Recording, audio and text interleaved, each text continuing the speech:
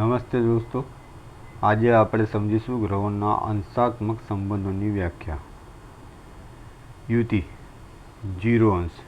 યુતિ એટલે એક જ રાશિ સ્થાનમાં બે ગ્રહો એક સાથે આવેલા હોય તેને યુતિ કહેવાય છે.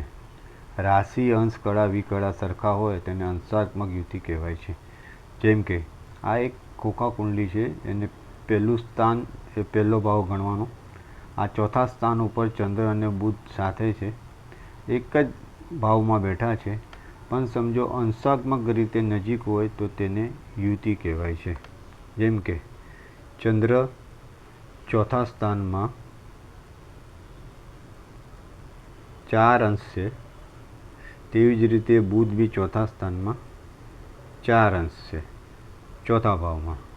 એમ કહેવાય કે ચંદ્ર અને બુધની અંશાત્મક યુતિ ગણાય. એટલે એક ભાવમાં 30 અંશ હોય છે, પણ જેટલા અંશાત્મક રીતે નજીક હોય તો તેમની યુતિ ગણાય.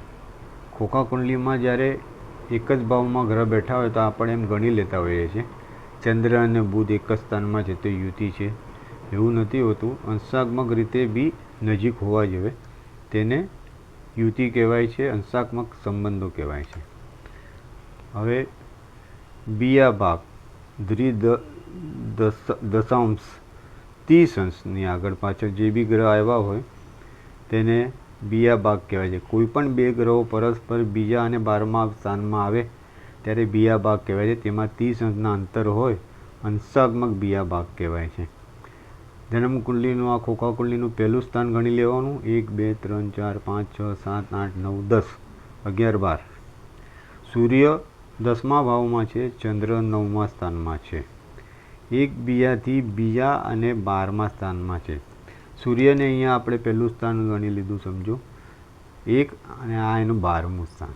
તો સૂર્યથી ચંદ્ર 12મા સ્થાને છે, પણ સમજો તે 30 અંશના અંતરે છે તો અંશાત્મક યુતિ ગણાય.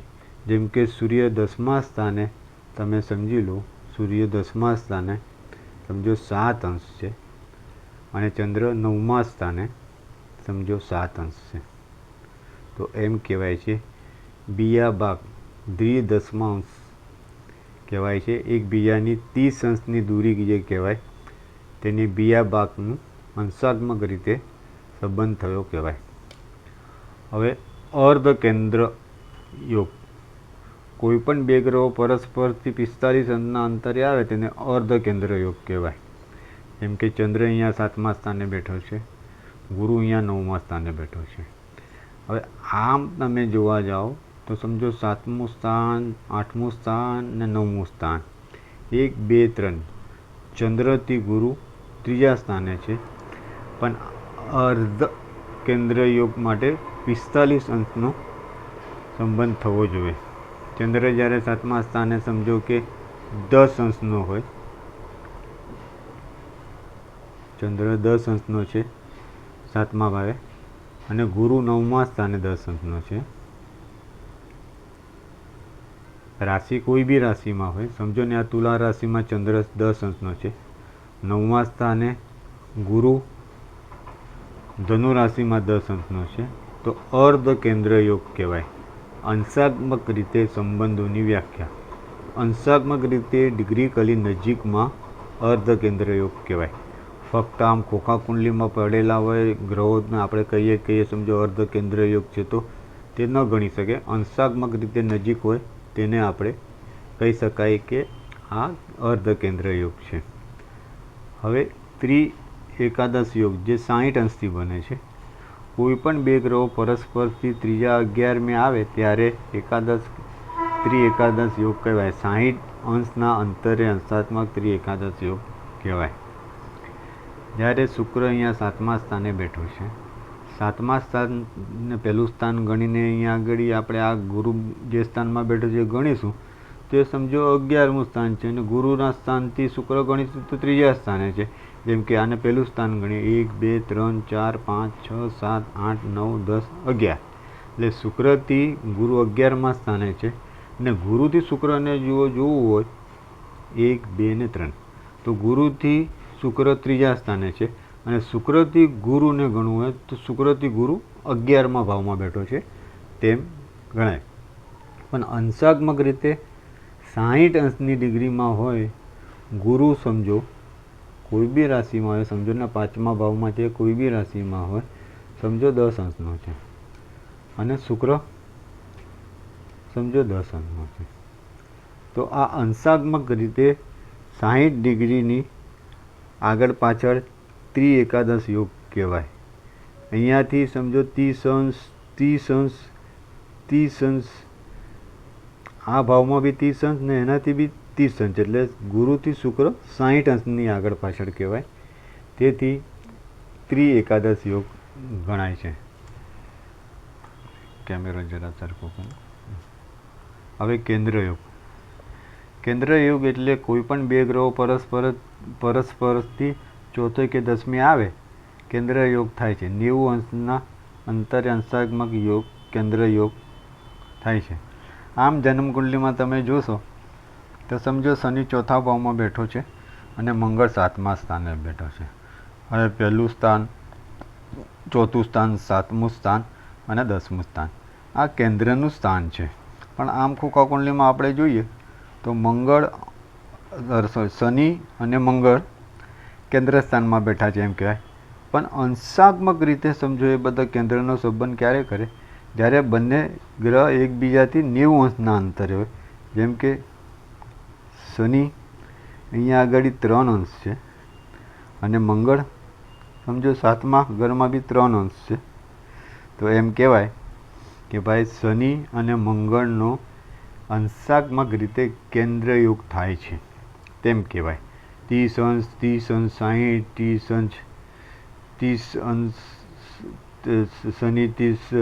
શનિથી 5મું, શનિથી બીજું સ્થાન 30 અંશ, ત્યાંથી 30 અને ત્યાંથી બીજા 30 અંશ. એટલે તમારે 90 અંશના અંતરે જ્યારે કોઈ ગ્રહ હોય તો તેને અંશાત્મક કેન્દ્ર યોગ ગણાય છે.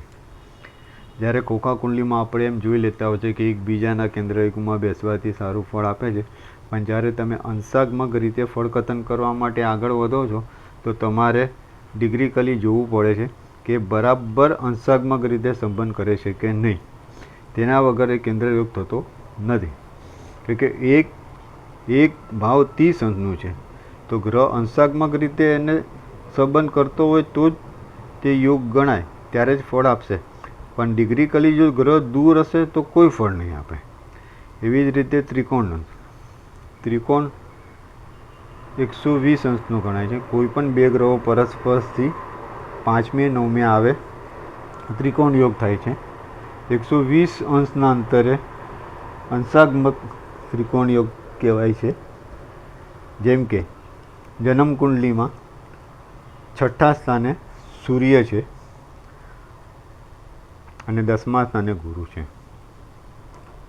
એકબીજાથી 5મી અને 9મી, જેમ કે ગુરુને પહેલું સ્થાન ગણીએ આપણે 1 2 3 4 5 6 7 8 ને 9. ગુરુથી સૂર્ય 9મા સ્થાને છે. હવે સૂર્યને પહેલું સ્થાન ગણો 1 2 3 4 5, તો સૂર્યથી ગુરુ 5મા સ્થાને છે. એમ કહેવાય નવમ પંચમ યોગ કે સમજો 9મે ને 5મે 9મે ગ્રહ કહેવાય છે. પણ આમ ખોખા કુંડલીમાં એમ દેખાય કે આ ત્રિકોણ યોગ થાય છે, પણ અંશાત્મક રીતે સમજો કે ગુરુ જન્મ કુંડલીમાં ગુરુ સમજો 9 અંશનો છે અને સૂર્ય સમજો 9 અંશનો છે. રાશિ અહીંયા કોઈ બી આવે, આગળ પાછળની રાશિ આવશે, કોઈ બી ગમે તે રાશિ આવશે. સમજો ને મકર રાશિમાં ગુરુ 9 અંશનો છે, અહીંયા કન્યા રાશિમાં સૂર્ય 9 અંશનો છે. તો આ બંને 120 ડિગ્રીના અંશાત્મક રીતે કે યોગ કરે, ત્રિકોણ યોગ કરે છે તેમ કહેવાય. ખોખા કુંડલી પ્રમાણે તમે જોશો તો તમને એમ લાગશે કે ગુરુ અને સૂર્ય કેન્દ્ર યોગ ત્રિકોણ યોગમાં છે, પણ આમ તમારે અંશાત્મક રીતે બી એ ડિગ્રીકલી નજીક હશે તો જ એ ત્રિકોણ યોગ ગણાશે, નહીં તો નહીં ગણાય. આવી રીતે ષડાષ્ટક યોગ જે 150 ડિગ્રીના અંતરે થાય છે. ષડાષ્ટક યોગ કોઈ પણ બે ગ્રહો પરસ્પરથી 6ઠ્ઠે કે 8મે આવે તો ષડાષ્ટક કહેવાય છે. 150 ડિગ્રીના અંતરે અંશાત્મક ષડાષ્ટક યોગ કહેવાય છે. જેમ કે પહેલું સ્થાન અને એના પાછળનું સ્થાન 12મું સ્થાન. ચંદ્રથી સૂર્ય છઠ્ઠા સ્થાને, ચંદ્રથી સૂર્ય છઠ્ઠા સ્થાને 1 2 3 4 5 6, અને સૂર્યથી ચંદ્ર આઠમા સ્થાને 1 2 3 4 5 6 7 ને 8. આને ષડાષ્ટક યોગ કહેવાય છે. આ જ ષડાષ્ટક યોગ હમણાં આપણને કુંડલીમાં દેખાય છે, ખોખા કુંડલીમાં, કે ષડાષ્ટક યોગ છે. પણ બંને સમજો અંશાત્મક રીતે હોય, જેમ કે ચંદ્ર 5 અંશ અને સૂર્ય 5 અંશ છે જન્મ કુંડલીમાં. એટલે આ સમજો સિંહ રાશિમાં સૂર્ય 5 અંશ છે, આ મીન રાશિમાં સૂર્ય 5 અંશ છે.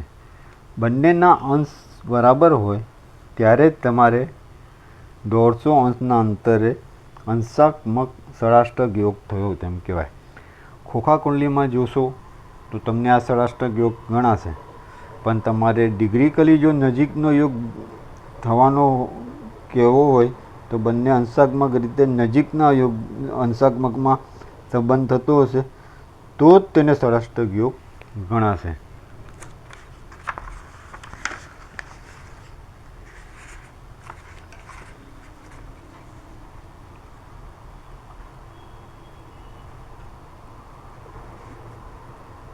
હા, હવે પ્રતિયુતિ જે 120 અંશની થાય છે. પ્રતિયુતિ એટલે 180 અંશનું થાય છે. કોઈ પણ બે ગ્રહો સામસામે આવે તેને પ્રતિયુતિ કહેવાય છે.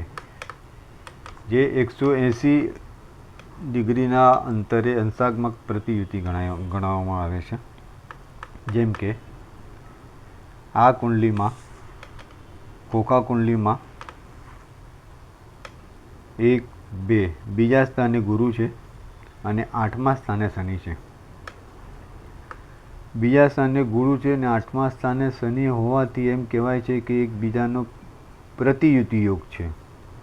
હવે આ પ્રતિયુતિ યોગ આમ ખોખા કુંડલીમાં ગણાય છે, પણ ગુરુથી શનિ 1 2 3 4 5 6 7 7મા સ્થાને છે, અને શનિથી ગુરુ 1 2 3 4 5 6 7 7મા સ્થાને છે.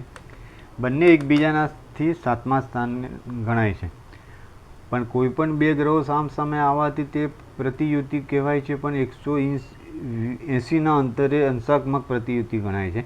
જેમ કે ગુરુ અહીંયા આગળ તમે ગણી લો કે સમજો 8 અંશનો છે, તેવી જ રીતે શનિ બી 8મા સ્થાને 8 અંશનો છે. આપણે ગુરુની વૃષભ રાશિમાં 8 અંશ સમજીશું, શનિની વૃશ્ચિક રાશિમાં 8 અંશ સમજીશું. બંને એકબીજાના સામસામેના સ્થાને છે, પણ ડિગ્રીકલી સમજો બંને 8 અંશના હશે તો જ તેને અંતરે અંશાત્મક પ્રતિયુતિ ગણાશે. બાકી આમ તમે જોશો તો સામસામેના ઘરમાં પ્રતિયુતિ છે તેમ કહેવાય છે.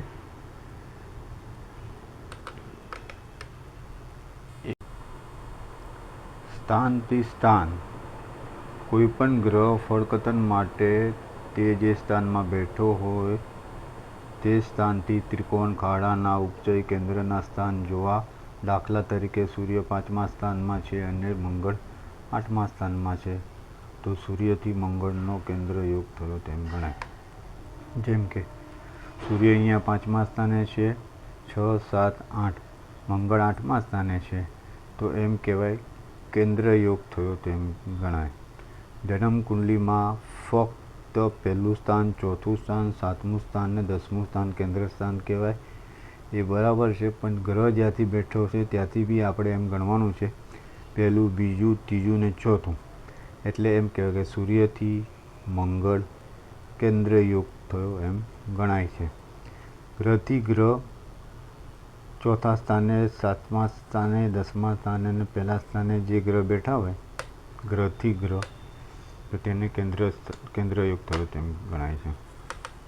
હવે અહીંયા આગળ શુભ કર્તરી યોગ, કોઈ પણ ગ્રહ જે સ્થાનમાં બેઠો હોય તેની આજુબાજુમાં શુભ ગ્રહો હોય તો તેને શુભ કર્તરી યોગ ગણાય છે. દાખલા તરીકે ચોથે બુધ બેઠો છે અને પાંચમા સ્થાનમાં શુક્ર બેઠો છે, ત્રીજા સ્થાને ચંદ્ર બેઠો છે, તો બુધ શુભ કર્તરી યોગમાં ગણાય. તેવી જ રીતે લગ્નનું કે સ્થાનનું પણ સમજવું. જેમ કે અહીંયા આગળ ચોથા સ્થાને બુધ, તેના 12મા સ્થાને એટલે તેનાથી પાછળના સ્થાને ત્રીજા સ્થાને ચંદ્ર જે સુગ્રહ કહેવાય છે. બુધથી બીજા સ્થાને એટલે 5મા સ્થાનમાં શુક્ર છે. ચંદ્ર અને શુક્ર બંને શુભ ગ્રહ કહેવાય છે. ત્રીજા અને 5મા સ્થાનની વચ્ચે ચોથું સ્થાન આવ્યું, ત્યાં બુધ બેઠો છે. તેથી એમ કહેવાય કે બુધ શુભ કર્તરી યોગમાં છે, એટલે બલી પામે છે, સારું ફળ આપવા માટે છે. આ જ રીતે પાપ કર્તરીમાં બી જે ગ્રહ જ્યાં બેઠો હોય તેની આજુબાજુના સ્થાનમાં પાપ ગ્રહો હોય તો પાપ કર્તરી યોગમાં ગણાય છે.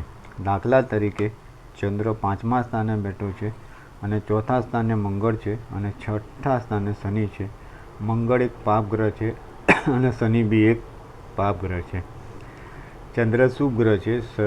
ચંદ્ર 5મા સ્થાને, અહીંયા આગળ એના પાછળના ચોથા સ્થાને મંગળ, ચંદ્ર 5મા સ્થાને, એના આગળના સ્થાને એટલે છઠ્ઠા સ્થાને શનિ. મંગળ અને શનિની વચ્ચે ચંદ્ર છે, તેથી એમ કહેવાય છે કે ચંદ્ર પાપ કર્તરી યોગમાં છે. તે જ રીતે લગ્નનું અને સ્થાનનું બી કહેવાય છે પરિવર્તન યોગ. પર બે ગ્રહોની એકબીજાની રાશિમાં હોય તેને પરિવર્તન યોગ કહેવાય છે. મેષ રાશિમાં મેષ રાશિનો સ્વામી મંગળ તુલા રાશિમાં અને તુલા રાશિનો સ્વામી શુક્ર મંગળની રાશિમાં, તો પરિવર્તન યોગ કહેવાય છે. જેમ કે અહીંયા આગળ કુંભ લગ્નની કુંડલી બનાવેલી છે, જેમાં મેષ રાશિમાં શુક્ર બેઠો છે.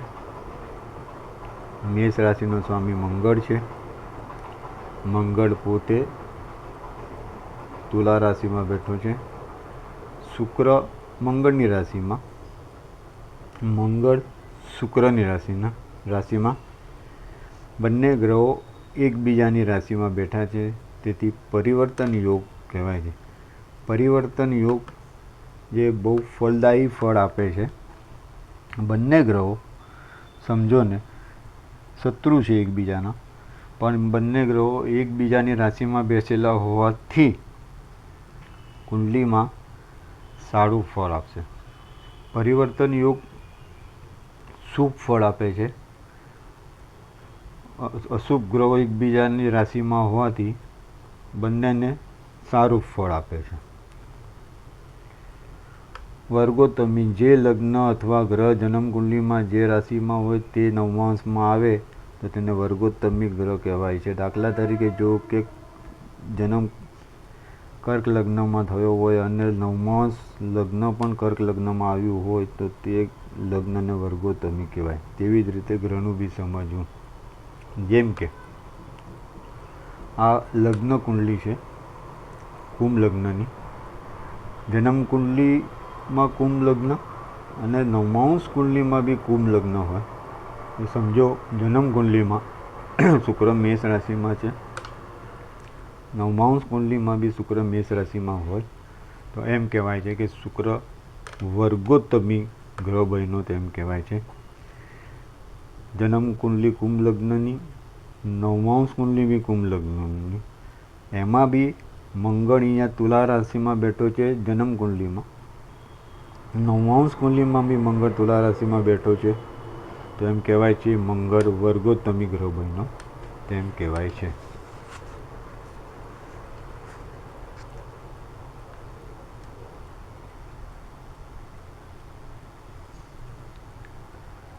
વક્રી, માર્ગી અને સ્તંભી ગ્રહો. ગ્રહ હંમેશા એક સરખી ગતિથી ચાલતા નથી. ક્યારેક મધ્યમ ગતિથી, ક્યારેક મંદ ગતિથી, ક્યારેક અતિચારી ગતિથી હોય છે. જ્યારે સૂર્યથી છઠ્ઠે, સાતમે કે આઠમે મંગળ, ગુરુ અને શનિ આવે તો તેઓની ગતિમાં ફેરફાર થાય છે અને તે ગ્રહો ગતિ કરે છે વક્રી એટલે પાછળ જવું, વક્રીમાંથી માર્ગી થવું અને માર્ગીમાંથી વક્રી થવું, અને બંને સ્થિતિમાં જે વચલી સ્થિતિ હોય તેને સ્તંભી કહેવાય છે. બુધ શુક્ર સૂર્યથી દૂર ન જવાથી તે સૂર્યથી થોડા અંશના અંતરે વક્રી માર્ગી થાય છે. સૂર્યચંદ્ર વક્રી થતા નથી, રાહુ કેતુ માર્ગી થતા નથી. સૂર્યથી 6ઠે 8મે મંગળ ગુરુ અને શનિ આવે તો તેની ગતિમાં ફેરફાર થાય છે. જેમ કે આપણે જન્મ કુંડલી એક બનાવીએ દાખલા તરીકે.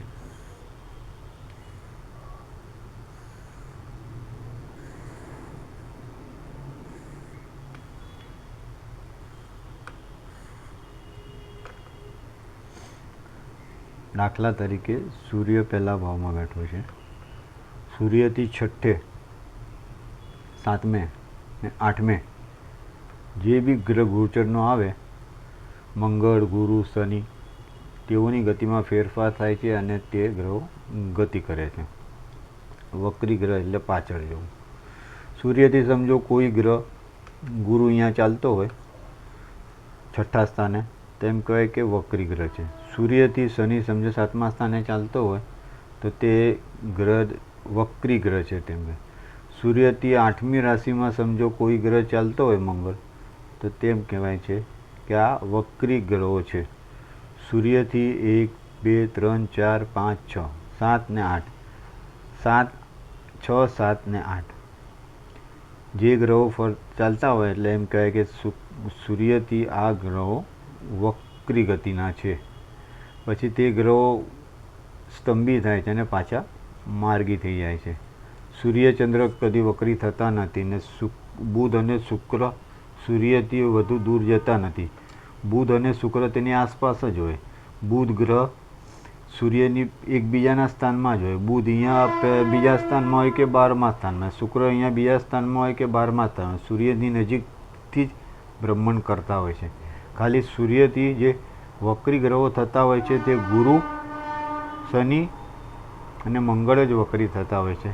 અને રાહુ કેતુ કોઈ દિવસ માર્ગી થતા નથી, તે હંમેશા વક્રી જ ચાલતા હોય છે. તો વક્રી ગ્રહ, માર્ગી ગ્રહ અને સ્તંભી ગ્રહ તે વિશે આપણે જાણ્યું. આજે બસ અહીંયા સુધી. નમસ્તે.